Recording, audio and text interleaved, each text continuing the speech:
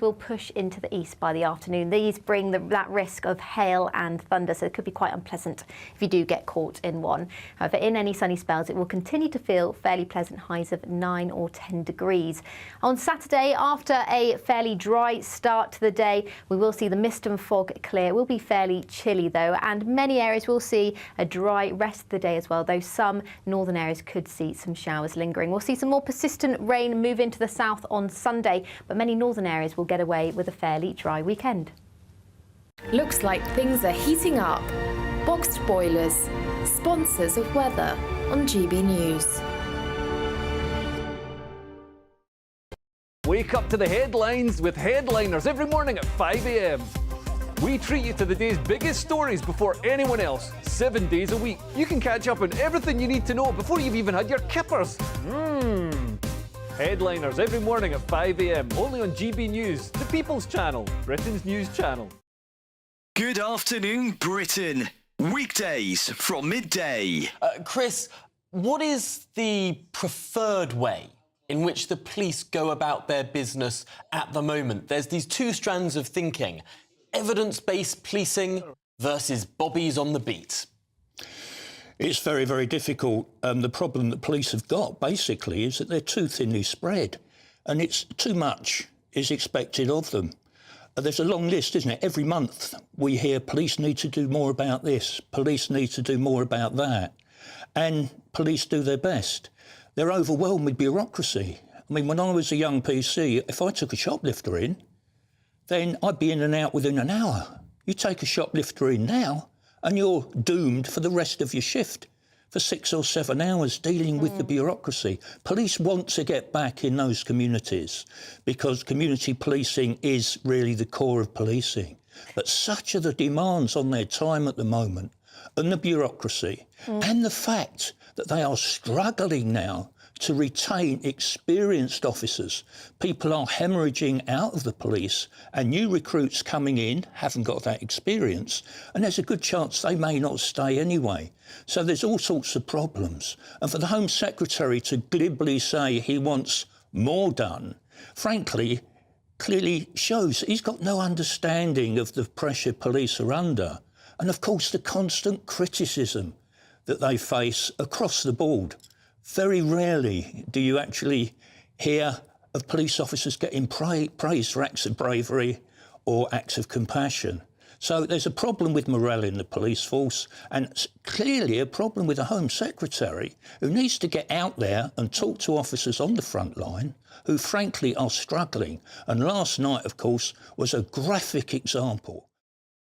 Every Sunday from 11, join Michael Portillo. There will be topical discussion, looking at the week before and the week to come. So kick back and relax at 11 a.m. on Sundays on GB News with me, Michael Portillo. GB News, the People's Channel, Britain's news channel. When the news happens, it happens here. And really important breaking news. Breaking news this morning. On TV, radio and online, the news starts here on Britain's Newsroom. All the biggest stories and the answers that you need from across the UK and beyond. Join Britain's Newsroom from 9:30 on GB News. The People's Channel, Britain's news channel.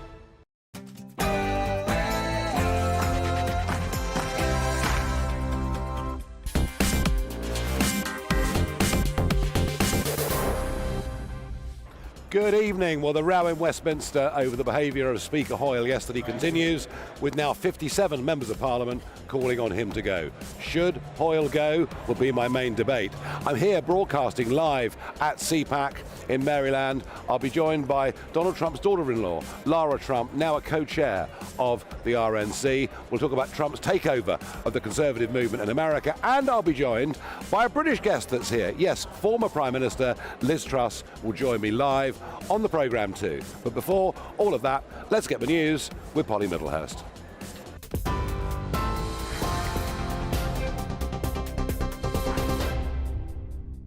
Nigel, thank you, and good evening to you. Well, the top story from the GB Newsroom tonight is that the Prime Minister says he is very concerned about the Commons Speaker's handling of the Gaza ceasefire debate yesterday.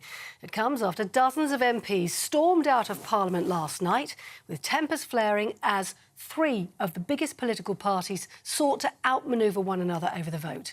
Sir Lindsay Hoyle has since reiterated his apology for allowing both government and Labour amendments to be debated.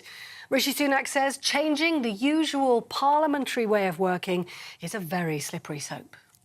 The Speaker has apologised, is my understanding, for what happened last night, because the usual ways in which Parliament works were changed, and that is concerning. The Speaker said he's going to reflect on that. But the substance of this and the government's position is very clear. We want to see an immediate pause in what's happening in Gaza so that we can get more aid in and, crucially, get the hostages out, including the British hostages, and we can use that as a foundation to build a sustainable, lasting ceasefire. But that involves Hamas having no part to play in future governance of Gaza.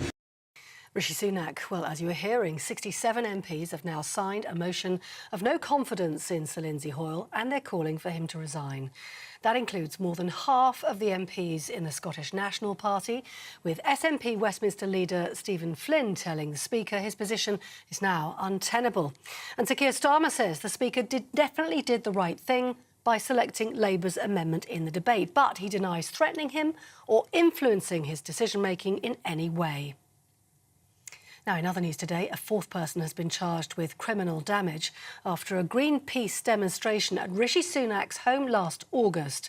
The activists climbed onto the roof of the Prime Minister's home in Yorkshire, draping huge sheets of black fabric over it.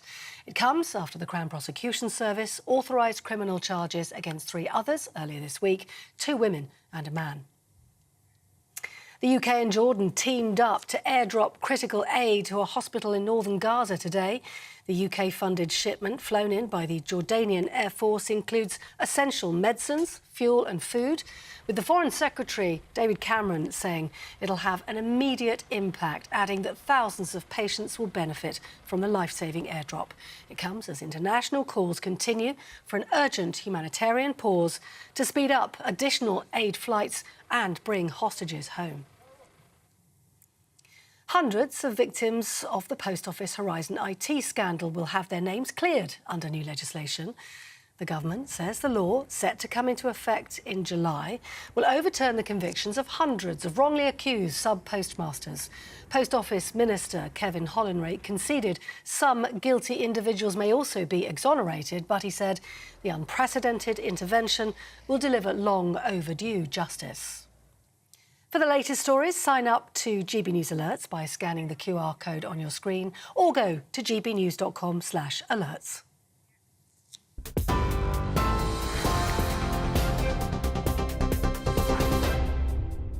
Good evening to all of you. Well, I have to say the scenes in Westminster, the scenes in Parliament Square last night were nothing short of a total disaster. And I think it was best summed up by backbench Conservative Member of Parliament, Andrew Percy.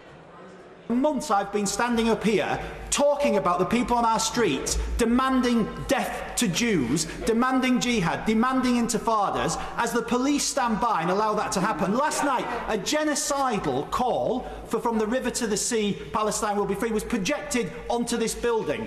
That message says no Jew is welcome in the state of Israel or in that land.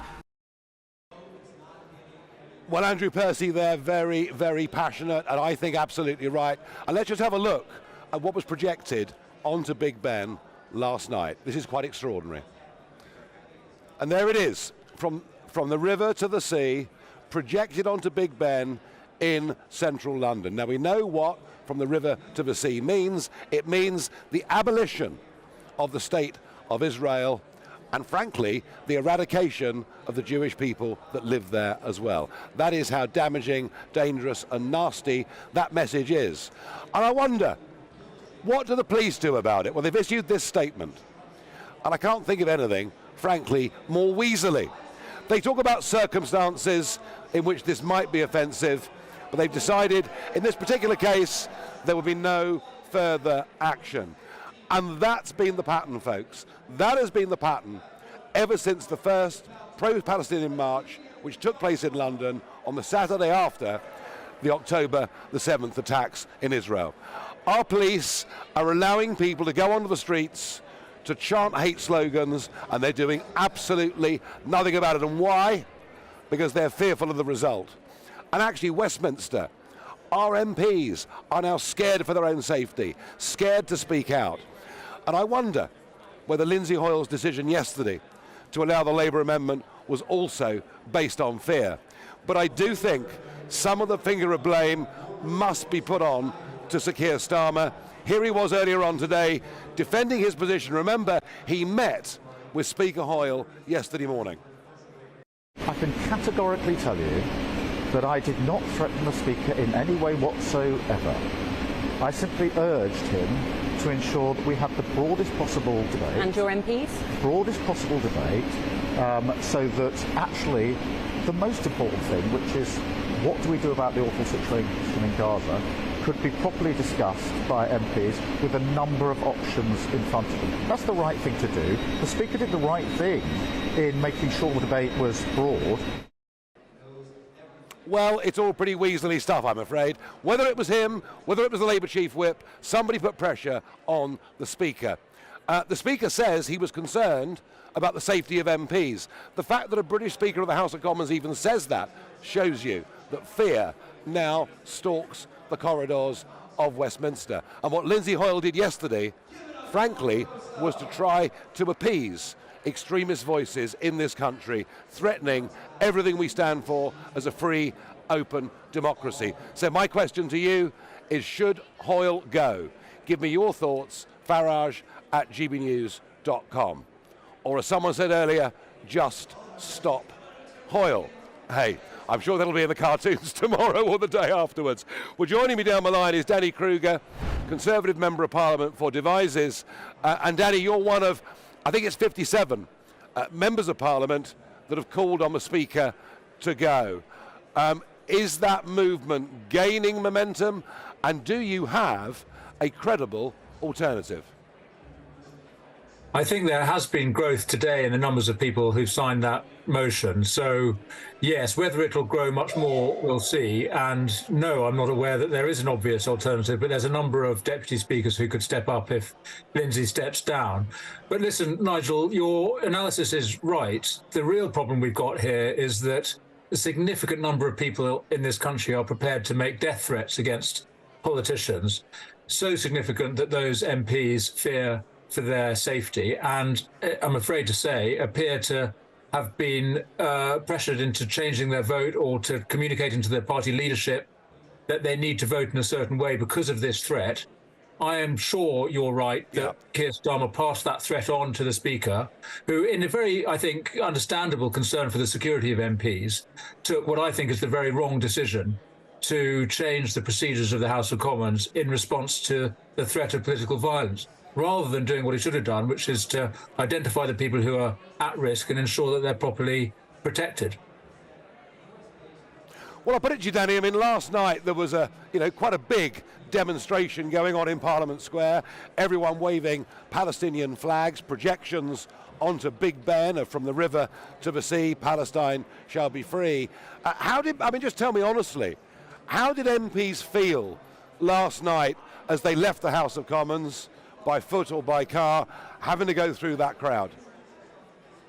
Well, I think most of us left by alternative routes because we were aware of the demonstration. I must say I didn't know while we were in there that those slogans were being projected onto the building. That is a very serious thing. And I think I share your concern about the Met's response to that. So the fact is that is a genocidal call to arms. And while sometimes it might be acceptable to say it in certain circumstances, last night and the side of Big Ben is not that time and place. So I think it's very wrong that that was allowed to go on. I've been calling for many months that we should be curtailing, in fact, stopping the marches that happen through London every weekend. I think we have a real problem of civil order in our streets, and the police, I'm afraid to say, are only, as it were, keeping order by allowing blatant criminality to go on under their nose. So we have a problem on the streets, but as you're suggesting, we also have a problem in our Parliament. And while I do think that Lindsay Hoyle's position is at the moment untenable, let's see how he manages to recover confidence. He's obviously working hard at that. But the real problem lies with the Labour Party, which decided to use these threats for purely party political advantage. If Keir Starmer thought it was so important that people change their behaviour in Parliament because of these threats, he should have allowed his MPs to vote for the SNP motion. Instead, he played politics and lent on the Speaker to change the sequence of amendments to ensure that the Labour amendment could be voted on. It's very wrong.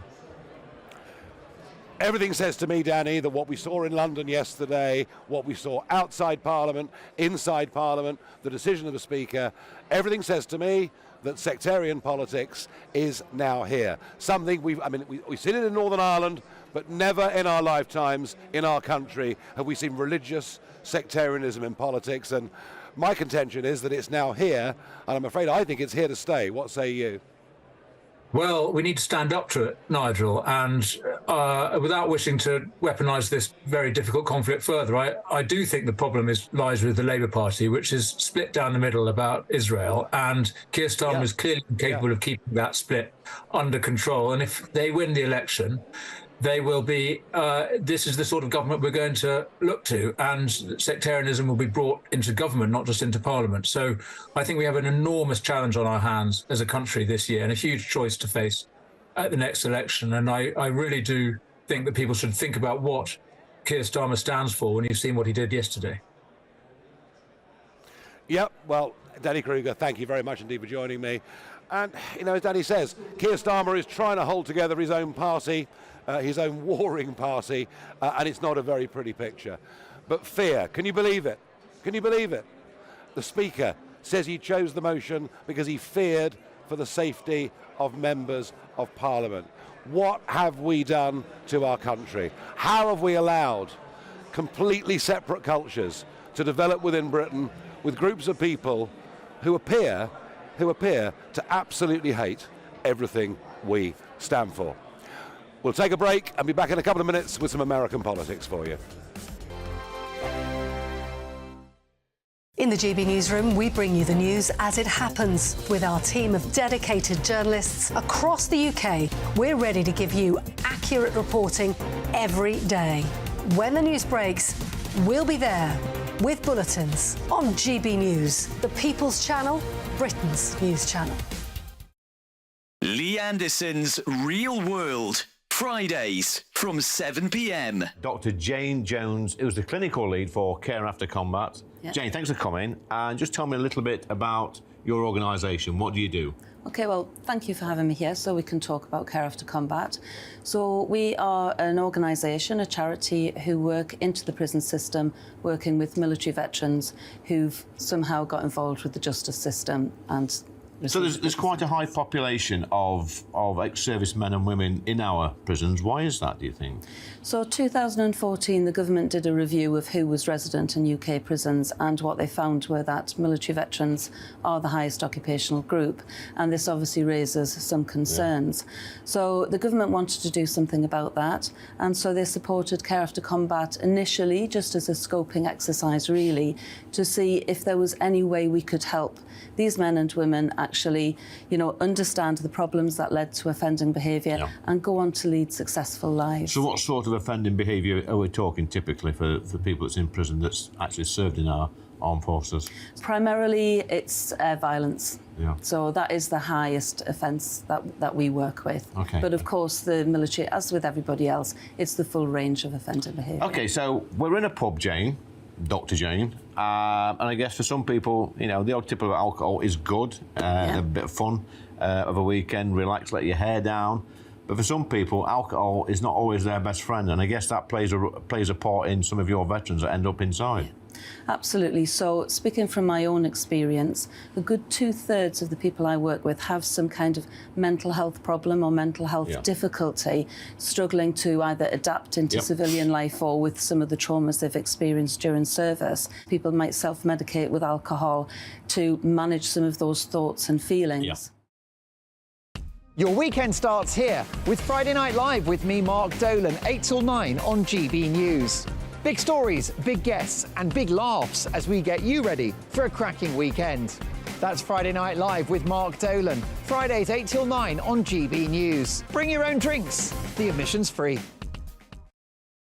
Have a great Saturday night with me, Leo Curse, on the Saturday Night Showdown. It's a crazy world out there, so come and make fun of it with me, my panel of comedians, and a couple of people who actually know what they're talking about. This Saturday Night Showdown is your front row ticket to the clown show every Saturday, only on GB News, the People's Channel, Britain's news channel.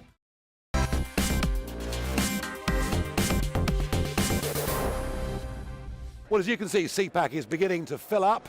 The main event won't happen until Saturday morning at 11 o'clock, and that, of course, is when Donald Trump is going to speak before he heads off to South Carolina. And joining me to talk about that, but also the extraordinary events that took place in a New York courtroom last week, which I think a lot of us are just scratching our heads trying to work out how it could possibly have happened, is broadcaster and indeed daughter-in-law of Donald Trump, Lara. Welcome to the show. You. Great to have you here.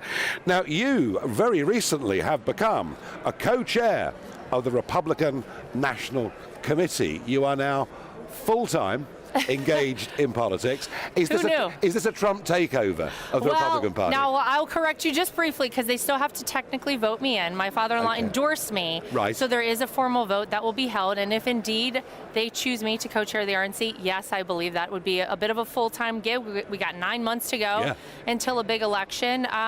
Trump takeover, look, Donald Trump is the head of the Republican Party. This is his party. This is what the Republican National Committee is designed to do. They have to support the person running for president and, of course, the down ballot races. So a Trump takeover of sorts, but I think it'll be very positive for the committee. Yeah, that's how it looks to me. Now, we just can't believe in England that a businessman goes to a couple of banks, borrows money on commercial terms, pays all the money back, and yet finishes up getting fined $350 million. How? It's so egregious, Nigel. I mean, the truth is, this was all about politics from the beginning. You have Letitia James, the Attorney General of the state of New York, supposed to be running to, of course, protect citizens of that state. No, instead she ran a campaign on one thing, taking down Donald Trump. She was going to find something to take him down no matter what it cost her, no matter what she had to do. And by the way, at a time when New York is in shambles, where you have people getting pushed in front of the subway, you have criminals running rampant in the streets of New York, this is where the top law enforcement officer put her time, energy, and effort in a civil trial where, as you said, no damages. All of these banks made hundreds of millions of dollars. They actually called Donald Trump and the Trump Organization a whale. They wanted to do more business with them. It's so insane and it's so egregious that I think people look at this and they say, if these communist tactics take root, because that's exactly what it is. It's about election interference. It's about destroying a man who they don't want to see back in the White House here in the United States. If that sort of thing is able to happen in this country, we will lose the United States. I mean, he's a very determined bloke. He's a very tough guy. He's put up with an awful lot of stick over the years. Funny, isn't it? Before he entered politics, everyone loved him. Oh, it's amazing how that works, yes. As soon as you say you're a conservative, life changes. This must be getting him down, Lara. It's actually incredible. It's one of those things where I actually often check in with him, because if you're on an airplane and you see the flight attendants panic, then you're like, oh, I should panic. He is in such a positive state, and I've honestly, Nigel, never seen him more focused on anything than right now on November 5th of this year, whenever we have this presidential election, because I think he knows, look, they've come after him for a long time. He's the only person to go into the White House for his first 4 years and come out on the other side with less money in his pocket, didn't take a salary, of course, funded his own campaign until he was the nominee. But he's also the only person who can do the things we need to do to give this country back to the people. People in this country right now in America feel like our rights are being stripped away, that we are losing the country that we've all known and loved. And I think he understands that there's a reason they're fighting him so hard. He exposed a lot of the rot in Washington, D.C. the first 4 years in office. Those people are terrified to give Donald Trump another crack at it, because they know what he's capable of doing. I mean, he achieved a lot in the first 4 years, and particularly, actually, I mean, internationally. Yes. The Abraham Accords, pacifying to a large degree North Korea. These are very, very big achievements and recognised around the world. They really are. But domestically, he didn't manage to drain the swamp, did he? And they're the ones coming after him. Well, they're exactly the ones coming after him. I think he exposed the swamp, and I think 4 more years we're going to flush the toilet on the swamp if Donald Trump is president of the United States. There'll be a lot of loud cheering in this hall at CPAC if they believe that to be true. Absolutely. You want the swamp drained, don't you? Yes! Everyone's looking forward to his speech here on Saturday at 11. Like Ronald Reagan years before, he comes to CPAC every year. He wants to see the grassroots activists. And then it's off to South Carolina, where Nikki Haley, in her home state, it looks likely that Trump's going to beat Haley quite comfortably.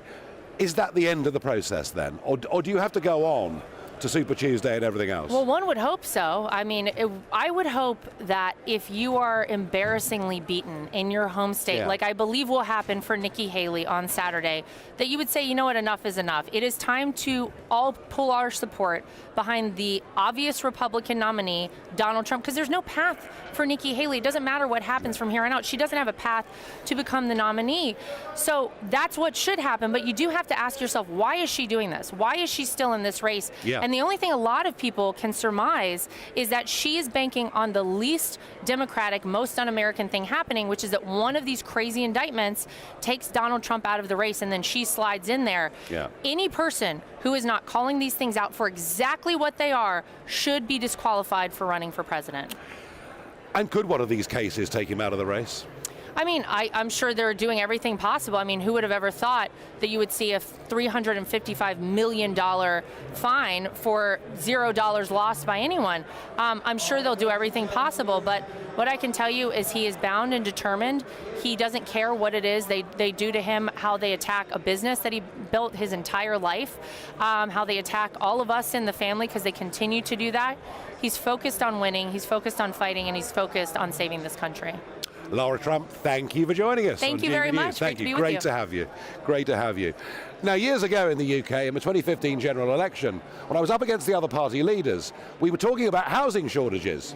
And I said to the other people, I said, do you think mass immigration and a rocketing population might be affecting housing in the United Kingdom? Oh, no, no, no, they said. They couldn't see the link. Well, I think nowadays people are beginning to see that. And I'm joined by Jonathan Portes, Professor of Economics and Public Policy at King's College London. And Jonathan, the report out today, published in the Times, suggesting that for many young people living in our big cities, the rent is as much as 40% of their disposable income. This is a massive social problem, isn't it? That's absolutely right. Housing affordability has got much worse. We simply have not increased the number of houses, particularly in the places where people want to live and where the jobs are, in London in particular, also in the cities where you have rapidly growing firms, places like Cambridge and Oxford, for example.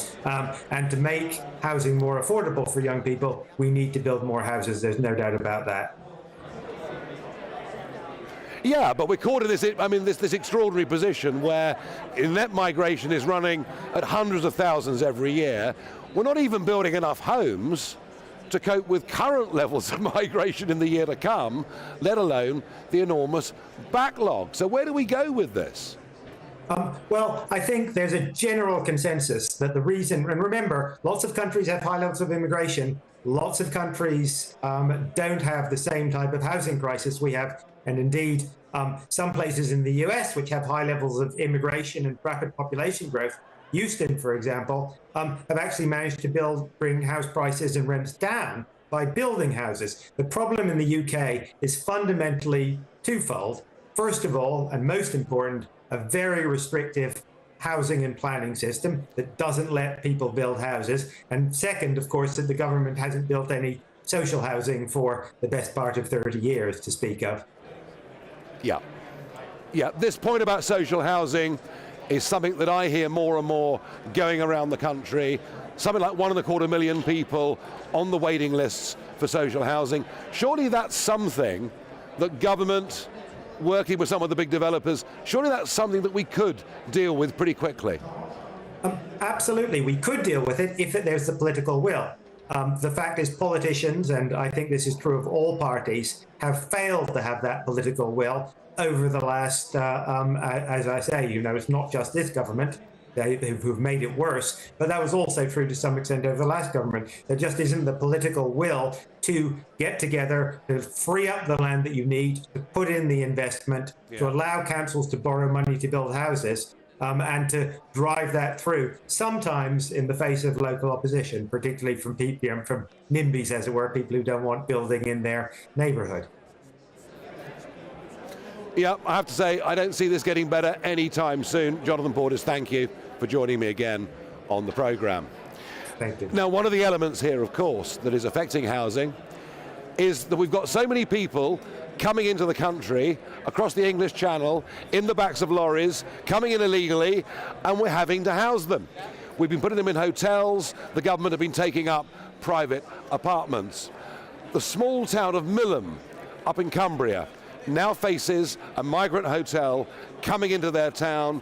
Local opposition to this is very, very strong indeed. GB News' Sophie Reefer went to Millom and spoke to the town council.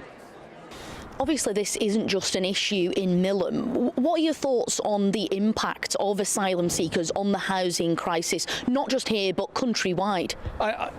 Well, I can only talk about Millom, and Millom has problems anyway, in that we lost a large social housing estate that was demolished some 5 years ago, never been replaced. We've got huge shortages of private rented accommodation. One of the local estate agents has got 110 people on a list looking for rented houses in Millom.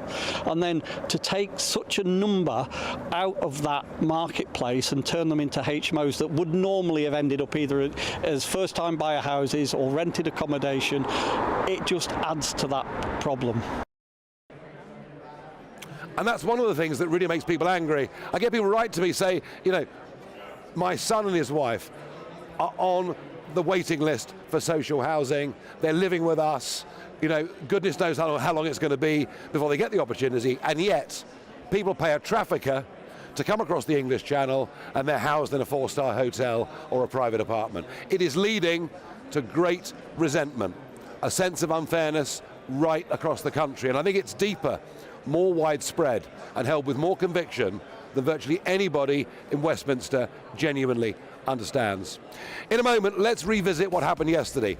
Did Sir Keir Starmer, did the Labour Chief Whip, did somebody put undue pressure on the Speaker of the House of Commons? Is that the real story of what happened?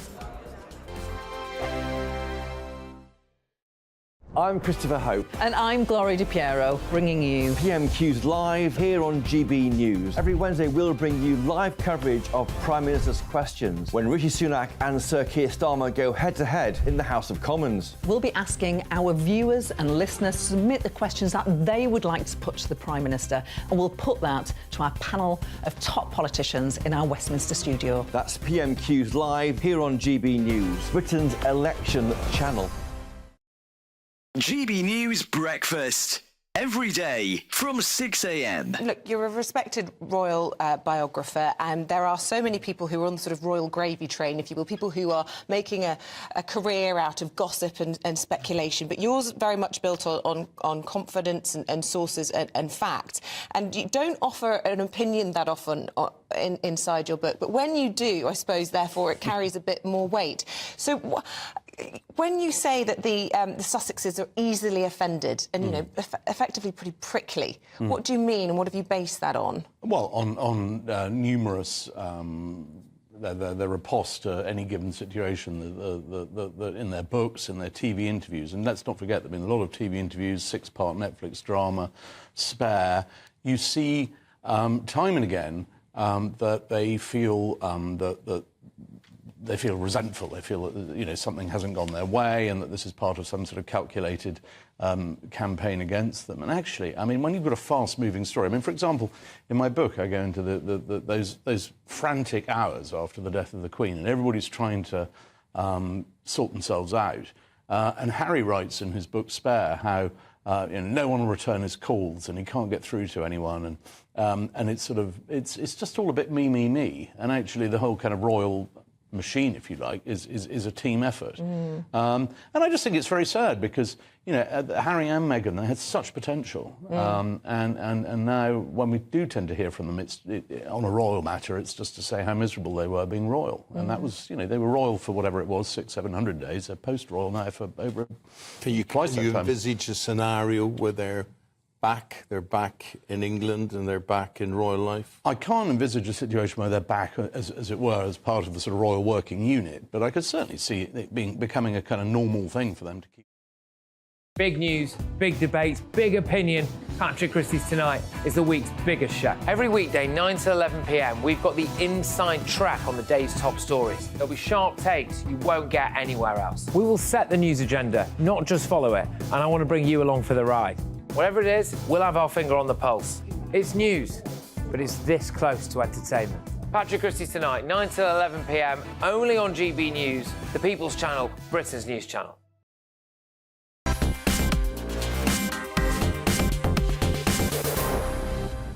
I've absolutely no idea whether Speaker Lindsay Hoyle is going to survive or not. Seems to me unlikely that he will. But who knows? Who knows? Certainly his performances in the House of Commons explaining himself have been, how can I put it, less than satisfactory. But whether he survives or not, we need to try and get to the bottom to understand why did the Speaker do something, breaking the rules of convention, being advised by his clerks that he shouldn't do it. Why did he do it? What was he scared of? And was he perhaps intimidated by a Labour Party who are in a terrible mess over this? They're in a terrible mess over this because they rely heavily on the Muslim vote in Britain's big cities. And over Gaza, Palestine, they're beginning to see a fracturing of that vote. They're scared they could lose a large number of votes. Also, I think Keir Starmer does want to do the right thing, and I do genuinely believe that. But his behaviour yesterday does slightly worry me. Well, to attempt to get to the bottom of this, I'm joined by Paul Richards, former special advisor to Tony Blair, and he joins me live from Eastbourne. Paul, none of us can quite know the absolute truth of what went on yesterday, but what I thought was interesting was the Speaker saying that he made this decision to give people other options because he was fearful for the safety of MPs. That is a pretty desperate thing to say, isn't it? Yes, Nigel. I mean, just to correct the record, I wasn't a special advisor to Tony Blair. I was a special advisor in the Tony Blair government to another cabinet minister. So I don't want anyone to think I'm trying to big myself up. All right. But to your substantive point, I think MPs are frightened, and I think this is on a different scale to that we've seen before. I mean, I've walked through three or four picket lines now of Labour events that don't even, have anything to do with the Middle East, with these mobs outside. The police really not reacting very well at all, and certainly not policing the way that we would want to see. And I mean, one of the ones I had to walk through was outside of a London hotel where we were celebrating small and medium enterprises. And Labour MPs wanted to go along to that, and they had to, brush shoulders with the people shouting and barracking and threatening, and people going like me were there too. So I think there's a different scale. So I understand what Lindsay Hoyle's point is. He wanted to have the biggest possible spread of motions in front of the House to debate. I think he had a, perfectly laudable ambition just to have a good debate. And the people I blame are not Lindsay Hoyle. It's the SNP who are just playing pure politics. And you're a politician, you'll know the games they were. They wanted to split the Labour Party. They wanted to distance themselves from the Conservatives because they know they're going down the toilet in Scotland. I get that. I understand that. The SNP were trying to play games. They were trying to expose divisions within the Labour Party. And of course, the last time there was a vote on this, 56 Labour MPs and 8 frontbenchers did rebel against Keir Starmer. And I understand that in the constituencies, MPs are coming under considerable pressure from groups representing Muslim voters. I understand that. I get that. But we have Sir Lindsay Hoyle, Speaker of the House of Commons, of course, originally a Labour MP, as his father was before him. What he did appears to me to be, frankly, brazenly an act that brings into question his neutrality. But was he bullied by Keir Starmer into doing this? Was he told, if you don't do this, we won't put you back as Speaker after we win the election? Because the reason I asked that is I thought that clip we showed of Starmer a few minutes ago, I thought he looked pretty evasive. I don't think there's any evidence for that whatsoever. And I think for Keir Starmer, who, is a lawyer after all, to go on the record and say it so quite clearly and over, more than once, if it turned out to be not true, he would be in all kinds of trouble. So I don't think he would say it unless it was true. Maybe I'm being naive, I don't know, but I just don't think he would lie about such a thing. And I think the truth of it is that as presented, which is Lindsay Hoyle wanted to have a full spread of motions so that MPs could vote in whatever way they wanted to, and they could show their constituents that the issue had been debated. Let's not forget, though, this is an opposition day debate put down by the SNP. It doesn't bind the government, but it certainly doesn't change anything on the ground in Gaza either.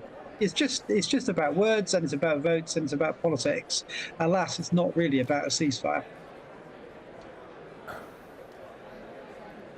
Yeah, I mean, look, I understand that yesterday's vote, had it happened, wouldn't have changed anything. I get that. But what it exposed is something very ugly that has happened. And let's be frank about it, Paul. It was the Labour government of Blair's from '97 that encouraged mass immigration, thought that diversity should be a target we aim at for the sake of itself.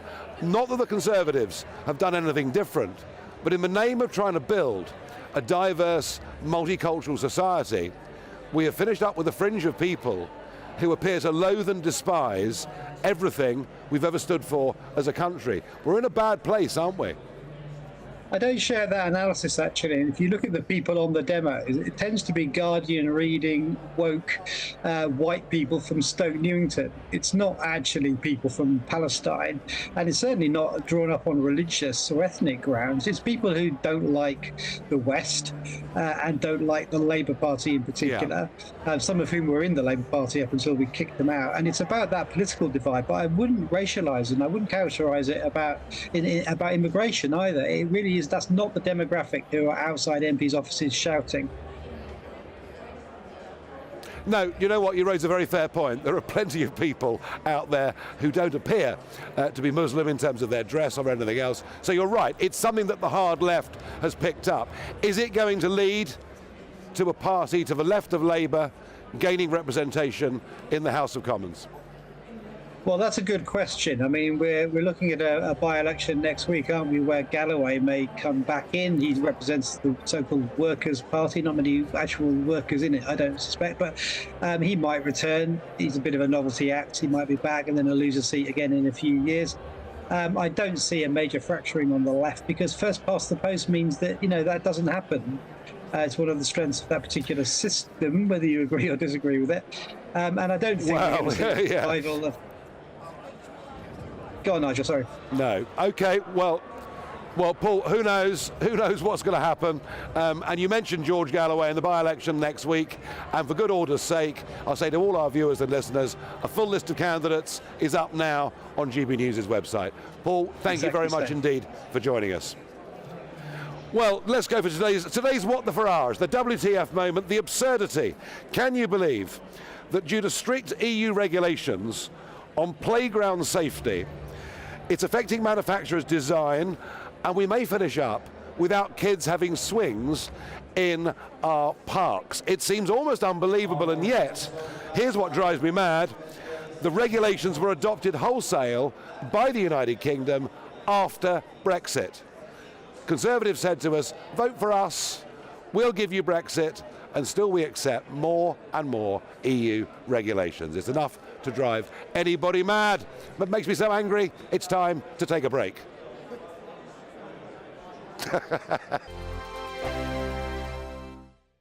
I'm Andrew Doyle. Join me at 7 o'clock every Sunday night for Free Speech Nation, the show where I tackle the week's biggest stories in politics and current affairs with the help of my two comedian panellists and a variety of special guests. Free Speech Nation, Sunday nights from 7 on GB News, the People's Channel, Britain's news channel. In the GB Newsroom, we bring you the news as it happens. With our team of dedicated journalists across the UK, we're ready to give you accurate reporting every day. When the news breaks, we'll be there with bulletins on GB News, the People's Channel, Britain's news channel. Patrick Christie's Tonight, weekdays from 9 p.m. Ken, do you find the Union flag, the Union Jack, divisive? In some situation, but as Simon quite clearly stated, and I agree with everything that he says in regards that there's situation when people use it for ulterior motive to cause fear, alarm and distress. We saw that with the far right when they came up to saying protecting the Churchill statues and things of that nature. But largely, on the large whole, even I wave the St. George's flag on a sporting occasion. And I don't see anything wrong in raising the Union Jack or the St. George's flag, so long as the intention is correct. And as he says, Mr. Brockhurst, he served for the country, and he should have every right to be proud of what he's done and the way that he wants to display it. All right, Simon, what do you make of this kind of, I would argue it as like student social media-based politics, where you get these pillocks from the Green Party or whatever saying, oh, it's divisive and I can't believe it will be legal in this country to do... Do those people need to get out more? I was on the streets of Stratford earlier on, an incredibly diverse place, speaking to a massive range of people right across different age demographics. I couldn't find a single sausage who said to me that they thought that this guy from the Green Party was right. He obviously has absolutely no attention from anybody, and this is his way of finding attention. Both Ken and myself, we both agree that nobody should use any symbol of national identity to offend others deliberately, because that's just inflaming a situation. There's so much sensitivity around so many things today, and people do get offended by so much so quickly without any rhyme or reason. GB News, unlike other broadcasters, isn't obsessed with the London-Westminster bubble. We think there's a nation beyond the M25, and that's why we talk about the issues that matter across the land. Join me on State of the Nation, 8 to 9 o'clock, Monday to Thursday, on GB News. Daisy's listening, and you should too.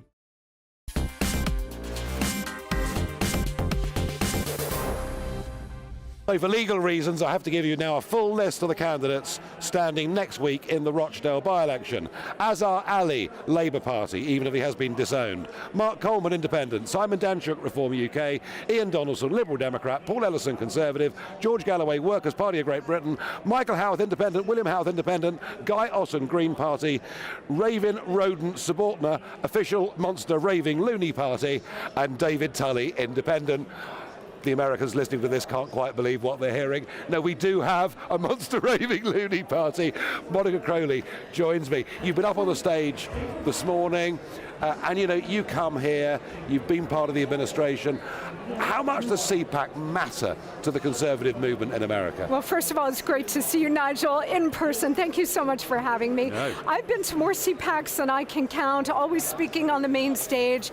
And over the years, it's really changed over time. It's always been a core conservative organization. Yep. But with the rise of populism and nationalism in the United States, in the UK, and across the West, CPAC has really adapted to that change. And now, as you can see in this particular CPAC, it really is a populist organization now. And this is a populist conference to give regular Americans, the forgotten men and women across this country and really around the world, a place to gather and have a sense of community and allow their voices to be heard. And of course now, you know, Donald Trump comes every year. The Bushes hardly ever bothered.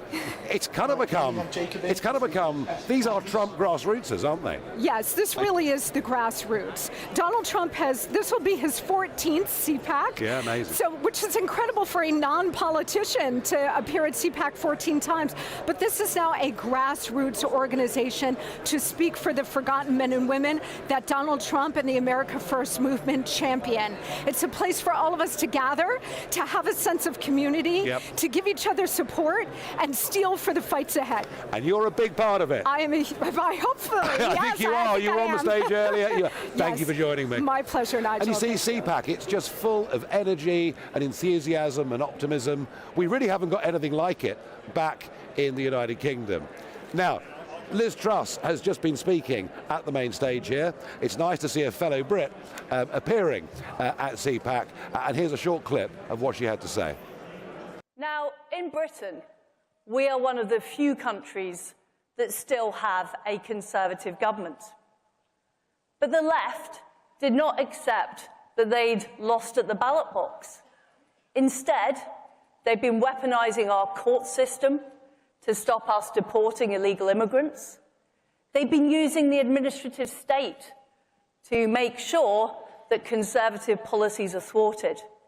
And they've been pushing their woke agenda through our schools, through our campuses, and even in our corporations. Now, I thought that companies in the free market were meant to be about giving people jobs, giving people opportunities, making money, making profits, creating wealth for our country. But no, we've got a new kind of economics now in the West. It's called wokeonomics. Well, there we are.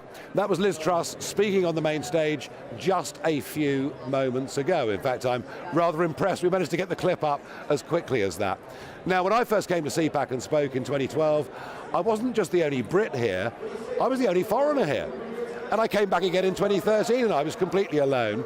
And now we have people here. In fact, the Argentinian newly elected president will be here on Saturday. We've got people coming to CPAC from all over the world, including former British Prime Minister Liz Truss. Hot foot off the stage. How was it? Great, fantastic. Lots of Conservative energy. And isn't that the thing? You know, as I say, I've been coming to this regularly, year after year, and I've been to CPACs in Australia and elsewhere. There's something the Conservative movement in America has, grassroots, going all the way up, that's just missing in Britain completely. Well, we are developing that with PopCon. That's what PopCon is all about. It is about Conservative policies and getting grassroots support, because I know that's what the public want. They want us to deal with immigration, they want us to cut regulation, they want to have low taxes. Yep. But too often, there's a circle within the M25 that stops that from happening, and that is why we need to galvanise those supporters and get that Conservative energy. Do you think the British Conservative movement could ever produce anything like this in terms of its energy? Of course. Of course. Of course. I think we saw some of that at the PopCon launch that we had recently, but we need more of it, and we need more people to get involved, and that's what I'm here talking about. I'm also talking about my new book, I know. 10 Years to Save the West, we're going to come which to that. is coming No, we're going out to come very to that. soon. Don't worry, we're going to come to that.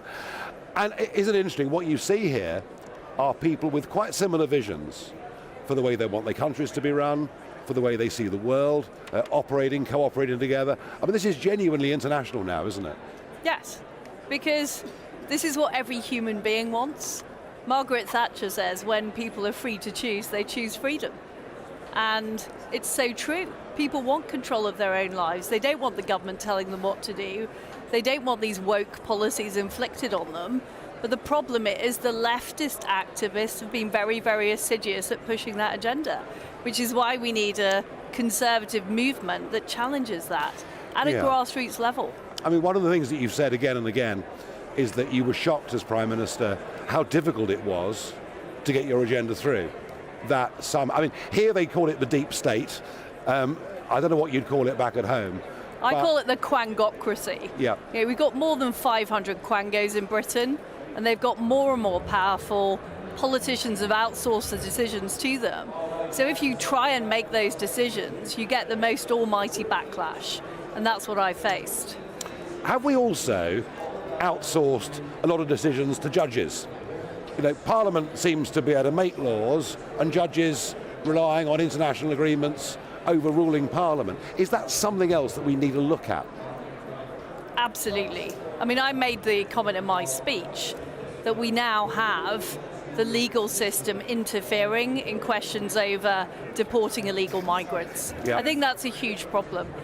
Everybody I speak to on the doorstep in Norfolk wants us to deal with illegal immigration, and yet the government has been unable to do that because of the courts. And this goes way back to Tony Blair and the Constitutional Reform Act, where he created the Supreme Court. We never had that in the British system. We'd always had a Lord Chancellor, democratically accountable, sitting in cabinet. Yeah, no. He did huge constitutional damage, but it's going to take a lot to reverse it. Now, Liz, you know, we know with PopCon, we know your feelings about the UK, but you're becoming trying to become a global crusader with this new book, and we're going to put the cover of the book up for viewers to see. So, 10 years to save the West. What does that mean? What I feel is if we allow these leftist policies to dominate, what I said today is the free world has been run by the left. We've got Joe Biden in the White House, Emmanuel Macron, we've got Justin Trudeau, and they have pursued policies that have weakened the West. We've seen the rise of China, We've seen the appalling war in Ukraine perpetrated by Russia. Iran is almost at the point of getting a nuclear weapon. And that's why we need Conservative leadership again. That's why we need a Republican back in the White House. But we also need to win the argument. You know, we know what's going on in our schools, on our campuses. The appalling events yesterday in Parliament, you know, with people being threatened by anti-Semites. You know, how on earth has this happened? That's why we need to fight. And Conservatives need to fight. Otherwise, I really fear the West will be lost. I have to say what happened yesterday was appalling, and I didn't realise till this morning that, you know, from the river to the sea, Palestine shall be free was projected onto Big Ben last night, and the police have decided to take no further action. So this also applies to the police. If you're going to have laws, you actually have to enforce them, don't you? Absolutely, and the police have not done enough. I'm also very fearful about MP security. You know, we've seen 2 MPs murdered in the last 10 years. We need people to come forward. We need parliamentarians to be able to speak truth, and yet they're being threatened and they're being bullied, and I want to see a step up of security for MPs. I think what has happened has been appalling. Yeah, I mean, fear was stalking the House of Commons yesterday, wasn't it? In terms of what people were saying, in terms of the judgments the Speaker made. Do you think the Speaker can survive this? Well, look, I think I support the Speaker. I want the Speaker to continue. I think he's basically done a good job. But we need to change the security of MPs. This is not about the Speaker for me. It's about the fact that we are allowing our democracy to be eroded. And I talked earlier about the quangocracy and the judiciary and the fact that decisions are being taken out of the hands of politicians. I think that's wrong. But it's also wrong that members of Parliament should be intimidated. And it's very the wrong. Police need to step up it's their efforts. very wrong. Now, when you ask British Conservatives in a senior position who they want to win the US presidential election, they never give an answer. But I almost think half of the leading Conservatives would rather Joe Biden got back than Donald Trump. How do you feel about Donald Trump? Well, I feel that Joe Biden needs to be kicked out of the White House. Yeah. I think that is vital for the future of the West. And I have worked in the cabinet under both the Trump presidency as Trade Secretary and the Biden Secretary as when I was Foreign Secretary. And I'll tell you, I felt safer for the West when President Trump was in power. There you are, a British Conservative saying nice things about President Trump. And you're right, he actually does stand up for genuine conservative values, and he likes our country. And I always think Biden rather loathes us. No, Biden seems to be very keen to criticise the United Kingdom, and that's certainly what I found as both Foreign Secretary and Prime Minister. No. So Liz, 10 years to save the West. This is the crusade for the rest of your political career, yeah? Yes. And are you going to take that out around where, I mean, is it just America and Britain? Do you intend to roll this out? So I'm hoping to take it to Japan as well, and many of our allies around the world, because we need everybody in this fight. You know, there is now an authoritarian axis. China, Iran, Russia. They are determined to undermine our way of life and our values. And we have to fight back. And that's why we need Conservatives across the free world fighting together. And that's why I'm here today. Liz Truss, thank you for joining me. Well, I'm going to read the book, I really am. And as one of the things you really do get coming here to CPAC, meeting different people from wildly different countries, and yet very, very similar aims and goals. And I think CPAC really is very much a force for good for the Conservative movement right across that Western world that Liz says we only have 10 years to save. Enough from me. Back with you in a couple of days. Let's have a look at what the weather has in store for us. Looks like things are heating up. Boxed boilers, sponsors of weather on GB News. Good evening. Welcome to your latest weather update with me, Annie, from the Met Office. A mixture of sunshine and showers for many of us on Friday. There is a risk of hail and thunder, though, and it will feel a little bit cooler than of late.